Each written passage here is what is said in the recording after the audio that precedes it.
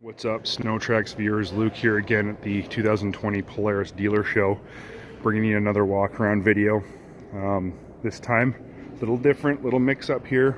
We got a Timbersled's new RIOT kit, and I've spent quite a bit of time on this kit so far, and I got to be straight up honest with you guys, it blew my mind. Much like the Chaos, this kit is way different than what you think it's going to be, than what anybody who sees it or hears about it thinks it's going to be. It is not your average Timbersled kit. It's a completely different feel, very different setup. It works exactly as promised, and I haven't had more fun on a Timbersled ever. This isn't the exact vehicle that I rode or had spent a day on. This is a different setup. It's a show setup on a Yamaha, obviously, but this is the same kit that I rode. It was on a Husky. What was it? It was a Husky 450. And it was pretty awesome. But on a Yamaha, which is what I've got at home with our Timbersled kits on it, our older kits, this is just fantastic. So this is the RIOT. And again, nothing about this kit is actually the same as the other kits. As the Arrow, it's a completely different kit. You can see the most unique feature of it is the single swing arm. And that, Polaris claims that makes this kit feel like a tire. It makes the vehicle feel more like a dirt bike with a tire on the back. And I didn't believe that could be the case simply because of a single arm, but after riding it, it really does have a much more dirt bike feel. It will pull its front end in the air, which is something the Arrow kits don't do.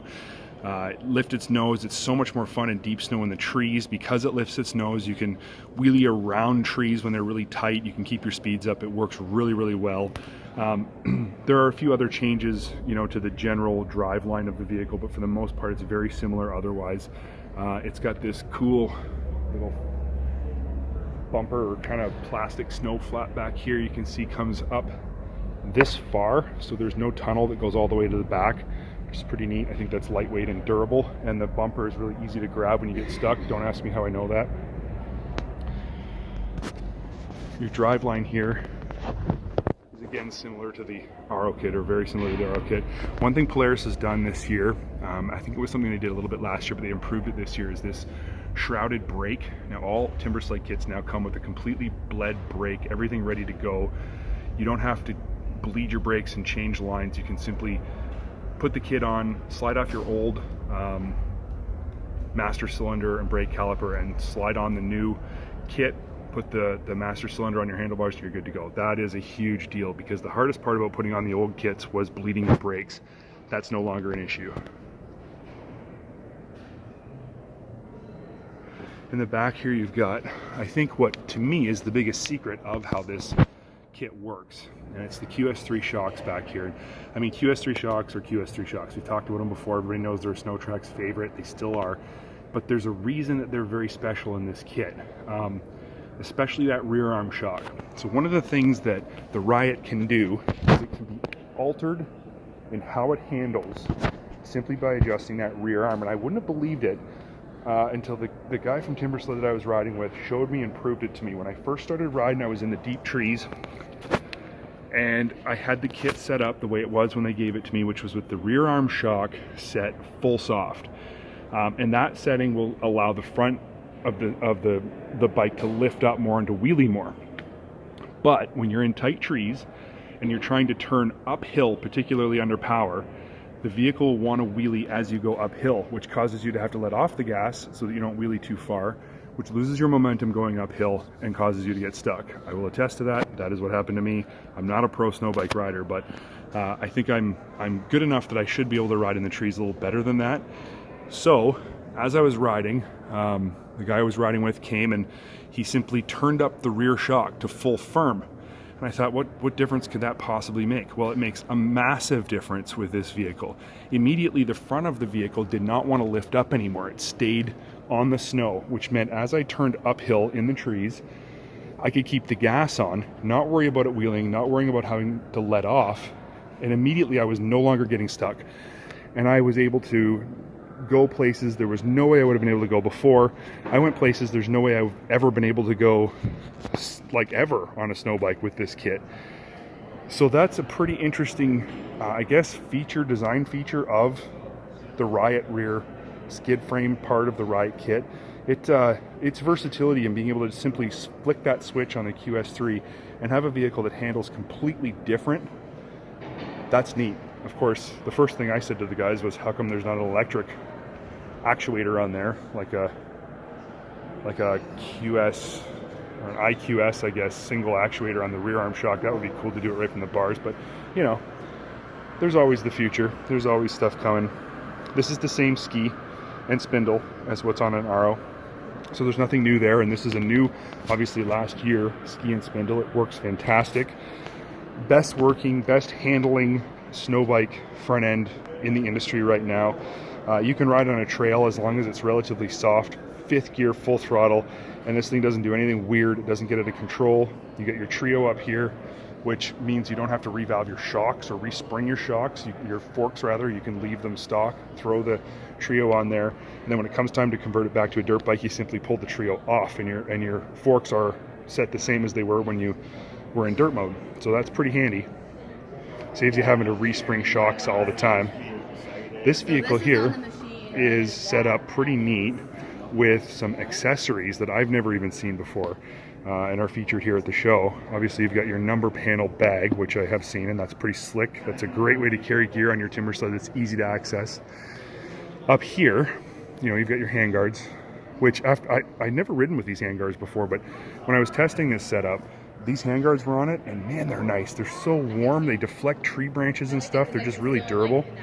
But this is cool here. I've never seen this before. This Trail Tech gauge. I thought my Beta dirt bike had a cool Trail Tech gauge with a GPS. This thing blows it out of the water. Full color, GPS mapping, tons of features. It's a really, really cool setup. As I said, I've never even seen the Voyager Pro before, but this is trick. If you're gonna be exploring your snow bike, this is what you're gonna want to have for sure. Another big piece of news from Timbersled is this gas can here. This is a fully certified gas can, DOT approved. Everything about this gas can is completely approved, legal, whatever. There's a lot of requirements surrounding that too, as I've been explained. Cool, quick release ratchets here, snowboard type ratchets. But this shroud is pretty neat. It protects, you know, the exhaust gases from hitting the gas tank and melting anything. Keeps the snow off the top of the gas tank, stops it from gumming up your gas tank cap or whatever, and it kind of looks cool, keeps things clean, makes it really easy to keep the gas can held down tight without crushing the can itself or damaging the can. So really unique setup, and it works great. Holds like, I don't know, holds a lot of gas, holds almost 2 tanks of gas worth for the bike, so that's pretty handy. And then this little bag here, so the tool bag that goes on the back of the tunnel, is super slick, fits on there nice and tight, hold a ton of stuff back there out of your way, you know, off your back, so you don't have to carry it around with you all the time. And then of course, what would the point be in going for a ride on anything without tunes? So obviously here we have an MB Court Bluetooth speaker mounted up on your handlebars so you can blast your tunes right into your face. I personally don't like listening to music when I ride a snowmobile. I want to hear the sound of the bike or the sled or whatever. I want to hear what's going on around me. But hey, if you got to play your AC/DC at crank to 11 while you ride, this is the best way you can possibly do it. Durable, waterproof, easy to remove, quick mount, pretty slick setup. So if that's your bag, this is the way to do it.